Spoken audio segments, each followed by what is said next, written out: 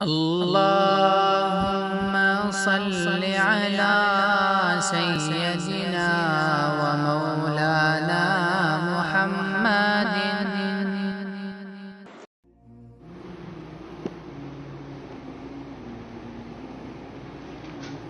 اعوذ باللہ من الشیطان الرجیم. بسم اللہ الرحمن الرحیم. ولا تقربوا مال اليتيم الا بالتي هي احسن حتى يبلغ اشده واوفوا الكيل والميزان بالقسط ولا نكلف نفسا الا وسعها واذا قلتم فاعدلوا ولو كان ذا قربى وبعهد الله اوفوا ذلكم وصاكم به لعلكم تذكرون وأن هذا صراطي مستقيما فاتبعوه ولا تتبعوا السبل فتفرق بكم عن سبيله ذلكم وصاكم به لعلكم تتقون. اس سورہ انعام کی دو آیتیں 152 153 آپ کے سامنے پڑھی گئی. ویسے 152 والی آیت اس سے پہلے کے درس میں بھی پڑھی گئی تھی لیکن بات پوری نہیں ہوئی تھی. جیسا کہ کہا گیا اس سے پہلے کی آیت 151 اس میں 5 باتوں کا حکم دیا گیا. اب ان 2 آیتوں میں اور مزید 5 باتوں کا حکم دیا گیا. ان میں سے پہلی آیت میں 4 باتوں کا حکم ہے جن میں سے 2 باتوں کا ذکر اس سے پہلے ہو چکا. فرمایا ولا تقربوا مال الیتیم، یتیم کے مال کے قریب بھی مت جاؤ. الا باللتی ہی احسن، مگر ہاں طریقہ اگر احسن ہو، نیت اگر تمہاری صحیح ہو، نقصان پہنچانے کی نیت سے نہیں جا رہے قریب بلکہ فائدہ پہنچانے کی نیت سے اگر یتیم کے مال کے قریب جا رہے ہو، یتیم کے مال کو تم استعمال کر رہے ہو تو پھر اس کی اجازت ہے. اس کی تفسیر آپ کے سامنے آ چکی. فرمایا کب تک ہے مال کی حفاظت کرنا یتیم کی؟ حتی یبلغ اشدہ، جب تک وہ بالغ نہ ہو، سمجھدار نہ ہو. جب سمجھدار ہو جائیں، نفع نقصان میں فرق کرنے والے اگر وہ ہو جائیں تو پھر اس کے بعد ان کا مال ان کے سپرد کر دو. دوسرا حکم دیا وَأَوْفُوا الْكَيْلَ وَالْمِيزَانَ بِالْقِسْطِ، اور کیل اور میزان، ماپنا اور وزن کرنا، اس کو انصاف کے ساتھ پورا کرو. ڈنڈی مت مارو، کسی کا حق مت مارو. دینے کا معاملہ ہو، لینے کا معاملہ ہو، انصاف. تو اس کی بھی تشریح آپ کے سامنے آ چکی کہ ماپنے اور وزن کرنے سے مراد ایک پیمانہ ہے، پیمانہ جس سے پیمائش کی جاتی ہے. تو اس میں وہ تمام چیزیں شامل ہیں جس سے بھی کوئی چیز دینے کے لیے لینے کے لیے پیمائش کی جاتی ہے. یا میٹر ہو، ڈیجیٹل وزن کرنے والی چیزیں ہوں، یا ماپنے کے لیے نئے نئے چیزیں آئی ہیں سب. تو فرمایا اگر کسی کو ماپ کر ناپ کر اسی طرح وزن کر کے دینے کی بات آئے تو اسے انصاف کے ساتھ پورا کرو، اس میں کسی کا حق مت مارو. فرمایا لا نکلف نفسا الا وسعها، ہم تکلیف نہیں دیتے کسی انسان کو مگر اس کی طاقت کے مطابق. یعنی کبھی ماپ کر ناپ کر دینے میں، وزن کر کے دینے میں، اور اسی طرح پورے طور پہ احتیاط کرنے کے باوجود بھی کبھی کمی کوتاہی ہو جاتی ہے. شاید مشین خراب تھا جس کی وجہ سے 100 گرام کم پڑ گیا اس کو، حالانکہ اس کی نیت تو پورا 1 کلو دینے کی تھی، لیکن وہاں مشین خراب ہونے کی وجہ سے کیا ہوا ہے وہ بعد میں معلوم ہوا. اس سے پہلے کتنے کی گراہک کیا ہو گئے چلے گئے فار ایگزامپل. تو اب اپنے نیت سے کیا نہیں ہو، ارادے سے کیا نہیں، تو غیر اختیاری طور پر اگر کچھ کمی کوتاہی ہو جائے لینے دینے میں، فرمایا اللہ تعالیٰ طاقت سے بڑھ کر اسے مکلف نہیں کرتے، مطلب اللہ معاف کرے.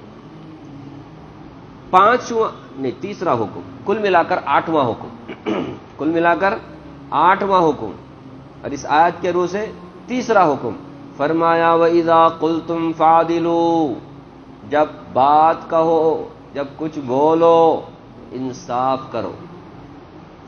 انصاف کی بات ہو یا بات کرو سے مراد کبھی آدمی حکم بن جاتا ہے، کبھی وٹنس بن جاتا ہے، کبھی گواہی دینے کے لیے بیٹھتا ہے، کبھی فیصلہ کرنے کے لیے بیٹھتا ہے، کبھی گواہی دینے کے لیے کھڑا ہوتا ہے. جج کے سامنے فرمایا انصاف پر مبنی تم کیا کرو، شہادت دو، انصاف پر مبنی فیصلہ کرو،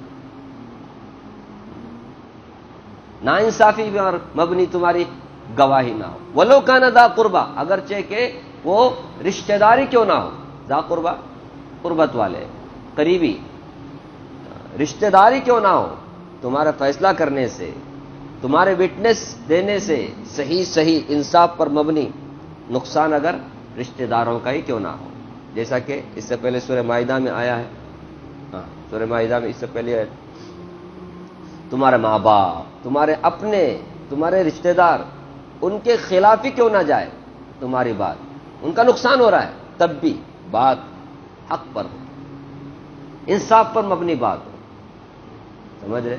یہ ہے اسلام۔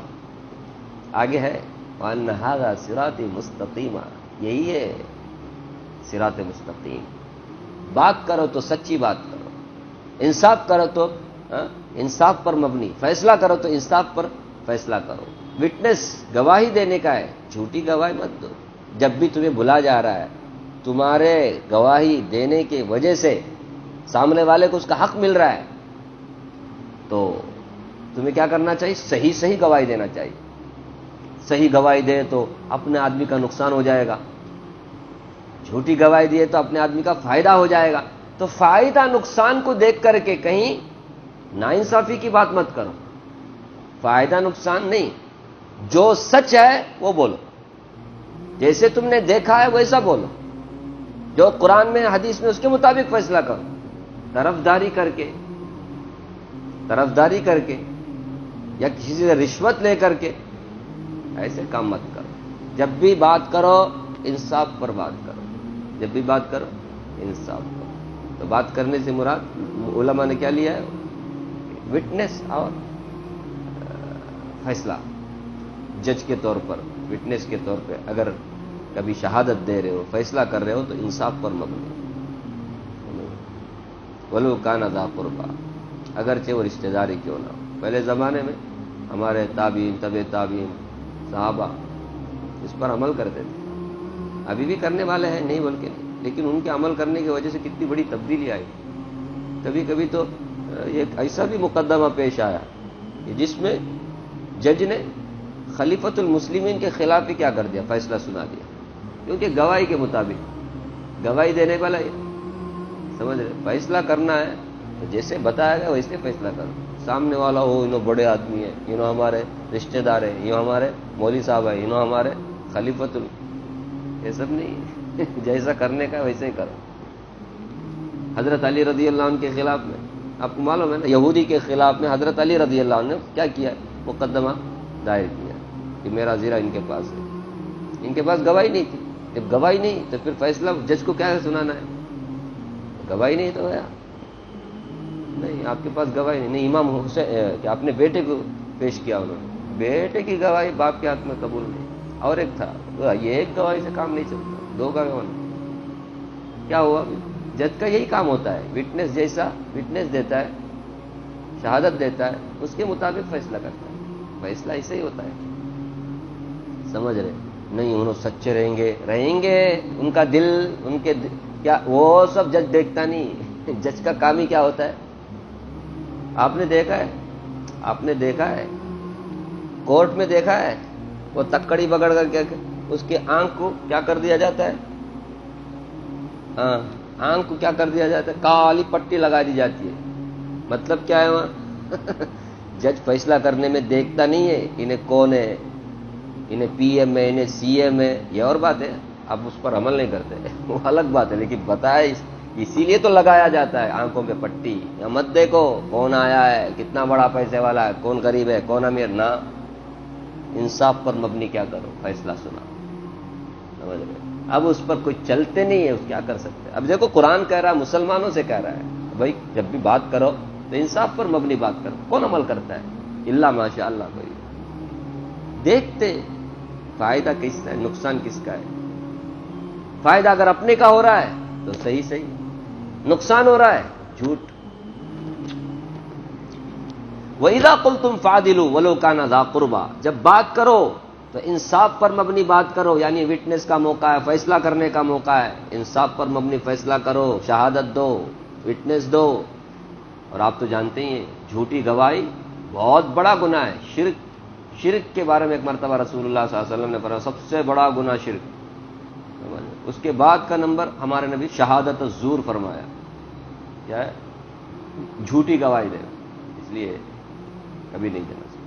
اب تو گواہوں کو خریدا جاتا ہے، نہیں کون گی کیا ہے گی، اس سے کوئی، اس کو مقدمے سے، اس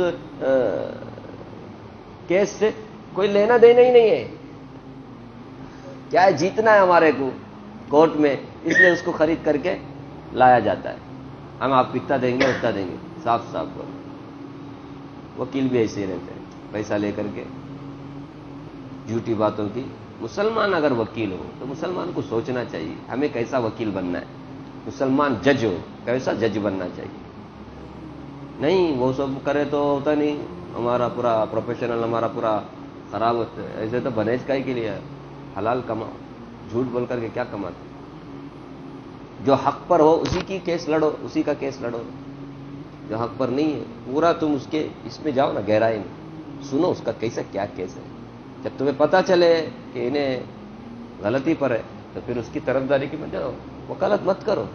کس کی وکالت کر رہے تم؟ جھوٹے کی، مکار کی، ناحق جو دوسرے کے جائیداد پر قبضہ کرنا چاہ رہا ہے اس کا تم کیا کر رہے ہو طرفداری میں؟ مت کرو ایسا، ایسا رہے تو ہم نہ کیسے چاہیں گے، کئی کو نہیں آتے، حق پر مبنی بھی کیس آتے ہیں، ان کو تم لڑ سکتے ہیں، اس پر تم فیس لے سکتے ہیں۔ افسوس ہے انصاف کا گلا گھونٹا جا رہا ہے، خود کورٹ میں وکیلوں کے ذریعے سے، وٹنس کے ذریعے سے۔ مسلمانوں تم ایسا نہ کرو، وَإِذَا قُلْتُمْ فَعْدِلُوا، جب بات کرو تو انصاف پر مبنی بات کرو، وَلَوْ كَانَ ذَا قُرْبَىٰ، اگرچہ رشتہ داری کیوں نہ ہو۔ تو یہاں رشتہ داری کیوں نہ، کیونکہ عام طور پہ رشتہ داروں کی طرفداری میں آدمی کیا کرتا ہے؟ جھوٹ بولتا ہے، اس لیے کہا گیا، ورنہ کسی کی بھی طرفداری میں جھوٹ مت بولو، انصاف پر مبنی بات کرو، کسی کی بھی طرفداری۔ یہ تو 8واں حکم ہوا۔ 9واں حکم فرمایا وَبِعَهْدِ اللَّهِ أَوْفُوا، ٹوٹلی 9واں حکم اس آیت میں، چوتھا حکم فرمایا اللہ سے کیے ہوئے عہد کو پورا کرو، وَبِعَهْدِ اللَّهِ أَوْفُوا، عہد ایگریمنٹ، معاہدہ، وعدہ، وَبِعَهْدِ اللَّهِ اللہ سے کیے ہوئے معاہدے، فرمایا اوفو، پورا کرو۔ یہ اوفو کا لفظ کتنے مرتبہ ہے؟ اوفو الکیلہ میں بھی آیا، اسی طرح یہاں پر بھی آیا، وَبِعَهْدِ اللَّهِ أَوْفُوا، عہد کو پورا کرو۔ اس سے کون سا عہد مراد ہے؟ اس سے وہ عہد بھی مراد ہے جو عہد تمام انسانوں نے، بلکہ انسانوں کی روحوں نے عہد الست میں رسول اللہ صلی اللہ علیہ وسلم، معاف کرنا، اللہ رب العالمین کے سامنے کیا۔ اللہ تبارک و تعالیٰ نے اولین آخرین تمام انسانوں کے روحوں کو جمع کیا، سمجھے؟ اس کی کیفیت معلوم کرنے کے لیے مت جاؤ، دماغ خراب ہو جائے گا، پھر عقیدہ بھی خراب ہو جائے گا۔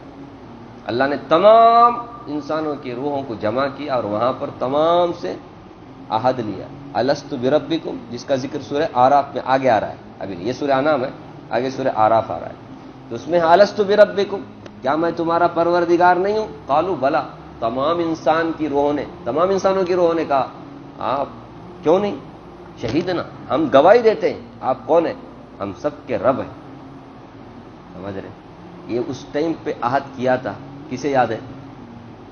کسے بھی یاد نہیں، ہو سکتا ہے کسی کو یاد نہیں، یاد نہیں نا، اللہ تعالیٰ یاد دہانی کے لیے نبیوں کو بھیجا، آسمانی کتابیں نازل فرمائی تاکہ اس کو یاد دلایا جائے کہ بھائی ایک ٹائم تھا، تم نے کیا کیا تھا، وعدہ کیا تھا اللہ سے کہ ہمارے پروردگار آپ ہیں، تو اسی پروردگار کے ساتھ ملانے کے لیے آسمانی کتابیں آتی ہیں، نبی آتے ہیں۔ نبی کا کام کیا ہوتا ہے؟ مخلوق کو خالق سے ملانا ہے، مخلوق سے کاٹنا اور خالق سے ملانا۔ کاٹنے کا مطلب سب کچھ چھوڑ چھاڑ کر کے سیدھا جنگل، یہ مطلب نہیں ہے، مخلوق کے ساتھ رہنا، دل میں خالق کا دھیان ہونا، خالق کا حکم کا پالن کرتے ہوئے کیا کرنا، زندگی گزارنا۔ تو یہ تمام کام کرنے کے لیے کون آتے ہیں؟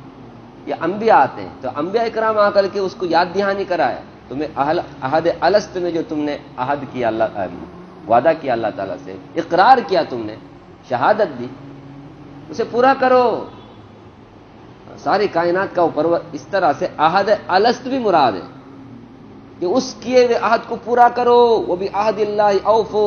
اور اسی طرح جب کوئی بھی مسلمان ہوتا ہے، کلمہ پڑھتا ہے شہادت کا، تو اس میں بھی کیا ہے، وہ اللہ سے عہد کرتا ہے، اشہد ان لا الہ الا اللہ واشہد ان محمدا عبدہ ورسولہ، کہ میں گواہی دیتا ہوں اللہ کے سوا کوئی معبود نہیں، اور میں یہ گواہی دیتا ہوں کہ حضرت محمد صلی اللہ علیہ وسلم اللہ کے رسول۔ تو یہ وعدہ کرتا ہے آج کے بعد میری زندگی کیا ہوئے، قرآن اور سنت کے مطابق ہو، اللہ کے حکم نبی کے طریقے پر ہوگی۔ ایک طرح سے کیا ہے جی، ارے ہم شہادت دیتے ہیں، اقرار کرتے ہیں، ہم وعدہ کرتے ہیں اللہ تعالیٰ سے۔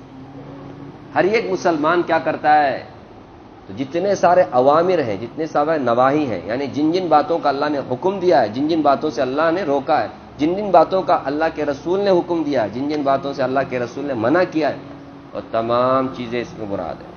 اللہ سے کہے ہوئے عہد کو پورا کرو۔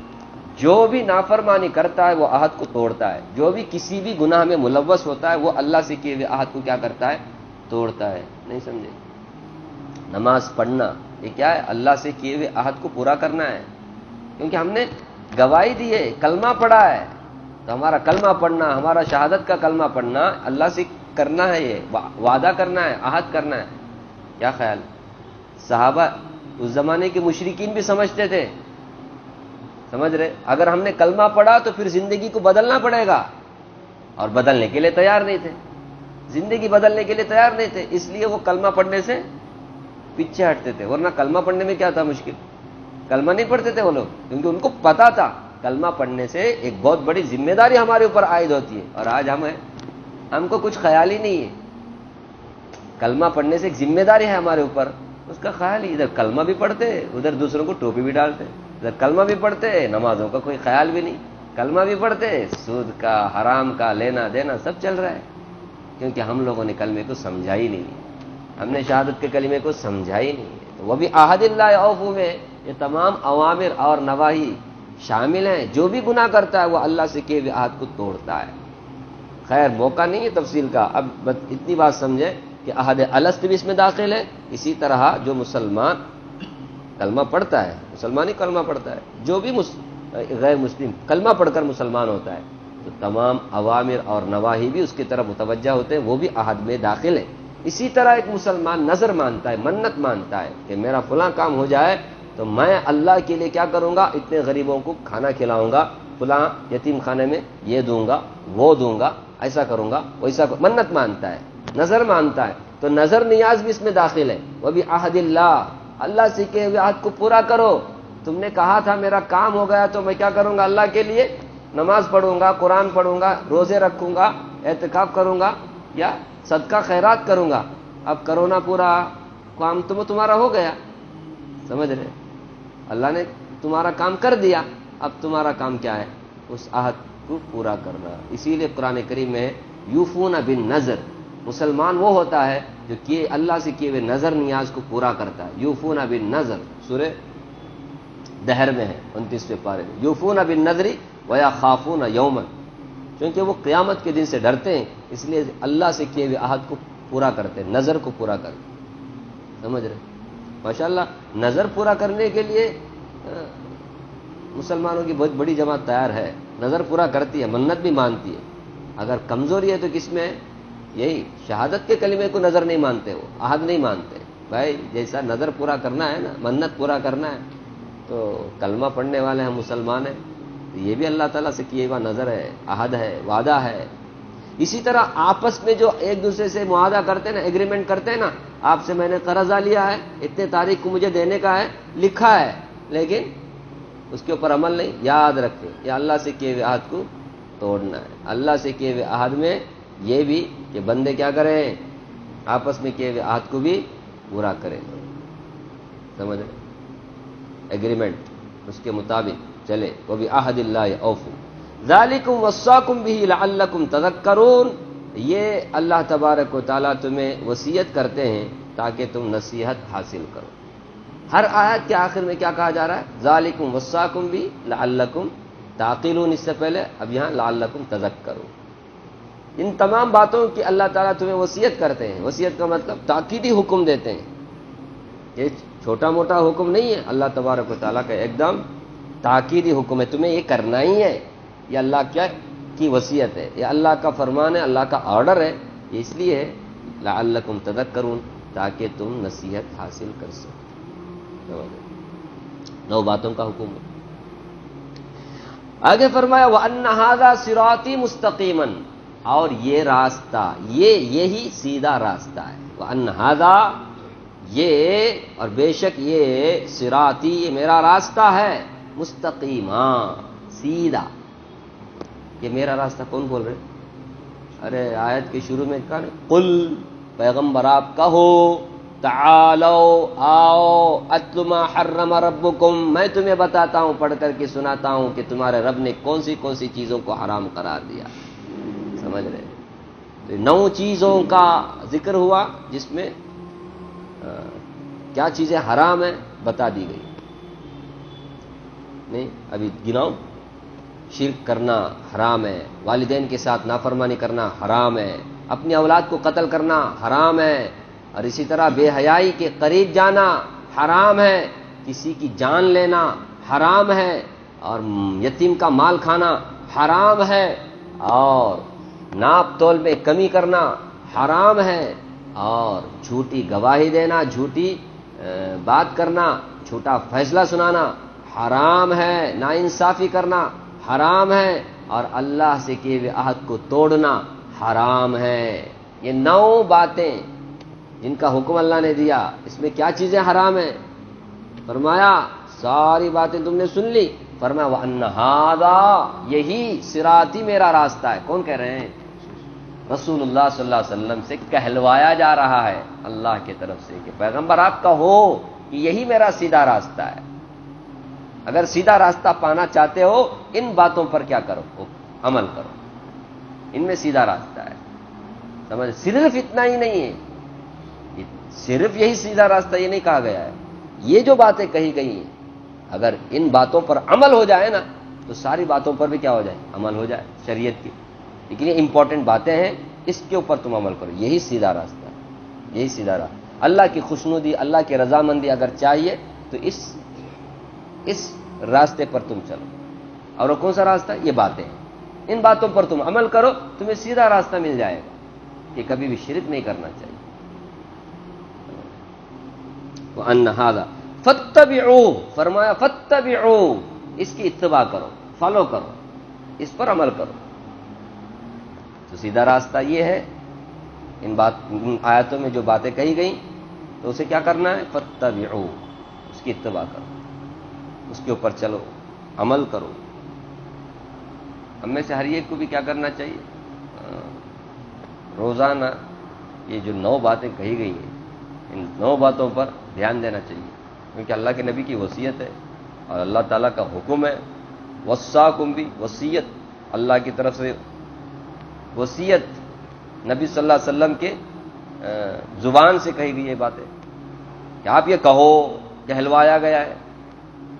ہم اس وصیت پر عمل کر رہے ہیں؟ نہیں کر رہے ہیں۔ ماں باپ کی وصیت کیا ہے مرتے وقت میں؟ نہیں، مرتے وقت میں کیا ہے؟ دھیان رہتا ہے کہ نہیں جی ہمارا وہ پورا کرنا؟ تو مذاکرہ ہوتے رہتا ہے، ابا وہی بولے تھے، امی وہی بولے تھے مرنے سے پہلے، ایسا ویسا کرے کہ پورا ہو؟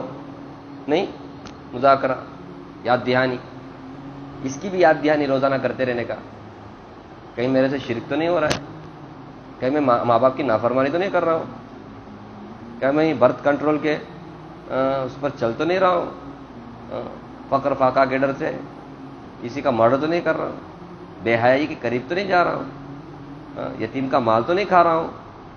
نہیں، کیونکہ یہی سیدھا راستہ ہے، آدمی کو اس کے اوپر چلنا چاہیے۔ فاتبعوا، آگے فرمایا ولا تتبعوا السبل، مختلف جو راستے ہیں اس کی اتباع مت کرو، راستہ ایک ہی ہے صراط مستقیم کا، وہ یہ ہے جو بتایا گیا آپ کے سامنے۔ فرمایا ولا تتبعوا السبل، سبل سبیل کی جمع، سبیل راستے کو بولتے ہیں، سبل پلولر کا صیغہ ہے، کئی راستے، کئی راستوں کی اتباع مت کرو، کیا ہو جاؤ گے؟ فتفرق بکم عن سبیلی، تو یہ کئی راستے تمہیں بھٹکا دیں گے، متفرق کر دیں گے، منتشر کر دیں گے، گمراہ کر دیں گے، کس سے؟ عن سبیلی، اللہ کے راستے سے، جو ایک راستہ ہے صراط مستقیم، اس صراط مستقیم کے راستے سے یہ مختلف جو راستے ہیں وہ تمہیں بھٹکا دیں گے، اس لیے مختلف راستوں کی اتباع مت کرو، ایک ہی راستہ ہے صراط مستقیم، اس کی اتباع کرو۔ یعنی وہ راستے جن میں عقیدے کی خرابی موجود ہے، عمل کی خرابی موجود ہے،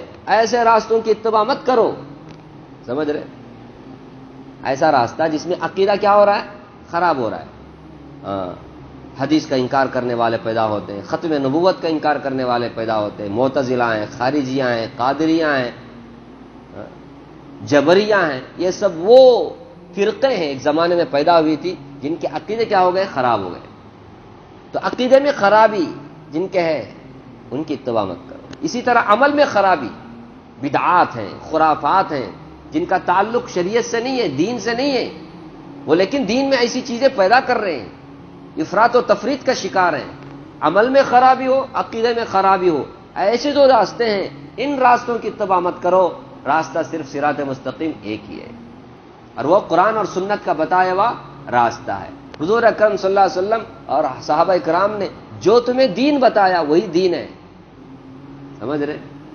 باقی بعد میں آنے والے جو بتا رہے ہیں نا یہ بھی دین ہے، تو یاد رکھنا اس کے قریب ہی مت جانا، کیونکہ راستے مختلف راستے ہیں، یہ کہیں تمہیں صراط مستقیم سے نہ بھٹکا دے۔ بدعات میں لگے گا آدمی سنت کو چھوڑے گا، رسومات میں لگے گا آدمی شریعت کو چھوڑ دے گا، برے عقیدے رکھنے والوں کے پیچھے چلے گا صحیح عقیدے سے محروم ہو جائے گا۔ اس لیے صراط مستقیم پر چلنے کا عہد کرو، اتباع کرو، اس کو فالو کرو، اس پر کبھی کمپرومائز نہ مت کرو، چاہے تمہارا دنیا کا کتنا بھی فائدہ کیوں نہ ہو، مختلف راستے اپنانے میں مت جاؤ، کیونکہ فتفرق، سیدھے راستے سے بھٹک جاؤ گے، گمراہ ہو جاؤ گے۔ فتفرق بکم عن سبیلی، پھر فرمایا ذالکم وصاکم بھی، یہ تمام باتیں اللہ تبارک و تعالیٰ تمہیں کہہ رہے ہیں، اس کی وصیت تمہیں کرتے ہیں۔ ہاں وصیت سمجھ رہے ہیں؟ ارے آدمی کون سا بھی بات ہے نا اگنور کر سکتے ہیں، لیکن مرتے وقت میں جو وصیت کرتے ہیں نا ماں باپ، اسے آدمی کبھی کیا نہیں کرتا، ہلکا نہیں لیتا، اسے بہت اپنے دل کے گھانٹ میں باندھ لیتا ہے، مجھے کرنا ہی ہے، ماں باپ چاہتے ہوئے بول کر گئے ہیں بول کر کے۔ اس لیے اللہ تعالیٰ وصیت کے الفاظ سے حکم دے رہے ہیں، جیسے تم وصیت اپنے ماں باپ کی وصیت پورا کرتے ہوئے کیسا کرتے تم؟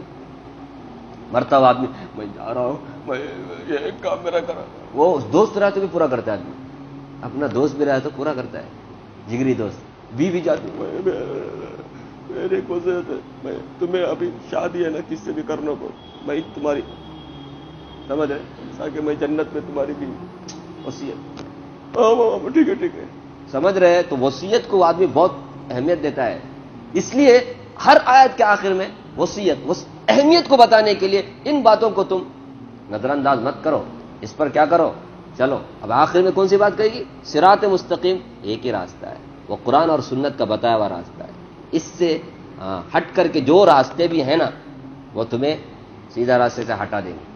میں نے نشاندہی کر دی، تشریح پہ جائیں گے، بہت کچھ ہے اس کے اندر، خزانہ ہے اس کے اندر۔ فرمایا لعلکم تتقون، تاکہ تم متقی بن جاؤ۔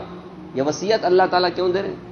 تاکیدی حکم اللہ تعالیٰ کر رہے ہیں، کیوں کر رہے ہیں؟ تاکہ تم متقی بن جاؤ، اور اس کا ایک معنی ہے بچ جاؤ، بچ جاؤ۔ ارے تقویٰ کس سے بولتے ہیں؟ گناہ سے بچنے کو، شرک سے بچنے کو، کفر سے بچنے کو، تاکہ تم شرک سے بچو، کفر سے بچو، گمراہ ہونے سے بچو، سمجھ رہے ہیں؟ اس لیے تمہیں اللہ تبارک و تعالیٰ وصیت کرتے ہیں، تمہیں تاکیدی حکم کرتے ہیں۔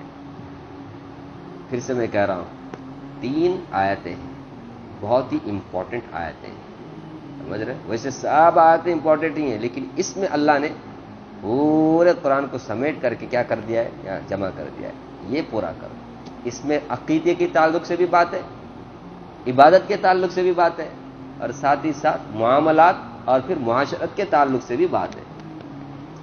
تو دین صرف عقیدے اور عبادت کا انعام نہیں ہے، بلکہ معاملے اور معاشرت بھی ہمارے کیا ہونے چاہیے، اللہ کے بتائے ہوئے طریقے پر ہونا چاہیے۔ اللہ مجھے بھی آپ کو بھی ان آیتوں پہ عمل کرنے کی توفیق عطا فرمائے، روزانہ اس کی یاد دہانی کر کے اپنا جائزہ لینے کے بھی اللہ ہم سب کو توفیق عطا فرمائے، آمین آمین۔